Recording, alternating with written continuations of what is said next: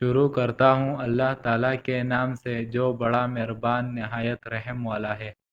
حضرت عائشہ رضی اللہ تعالیٰ عنہما فرماتی ہے کہ نبی صلی اللہ علیہ وآلہ وسلم کے پاس کسی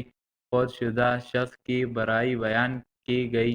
تو آپ نے فرمایا، اپنے فوت شدگان کا ذکر خیر ہی کیا کرو۔ حضرت عائشہ رضی اللہ تعالیٰ عنہما سے منقول ہے، رسول اللہ صلی اللہ علیہ وآلہ وسلم نے فرمایا، مردوں کو برا نہ کہو کیونکہ وہ اپنے اعمال کی جزا و سزا کی طرف پہنچ چکے ہیں۔ حضرت انس بن مالک رضی اللہ تعالیٰ عنہ سے روایت ہے، رسول اللہ صلی اللہ علیہ وآلہ وسلم نے فرمایا، میت کے ساتھ تین چیزیں قبر کی طرف جاتی ہے، اس کی رشتہ دار، اس کا مال اور اس کا عمل۔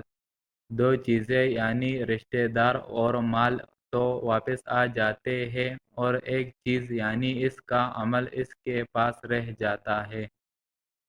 حضرت ابو ہریرہ رضی اللہ تعالیٰ عنہ سے روایت ہے، رسول اللہ صلی اللہ علیہ وآلہ وسلم نے فرمایا، مومن کے مومن پر 6 حق ہے، جو وہ بیمار ہو جائے تو اس کی بیمار پرسی کرے، جب وہ فوت ہو جائے تو اس کے کفن دفن اور جنازے میں شریک ہو،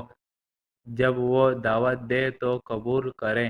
جب وہ اسے ملے تو سلام کہے، جب اسے چھینک آئے تو اسے دعا دے اور اس کی خیر خواہی کرے جب وہ غائب ہو یا موجود ہو۔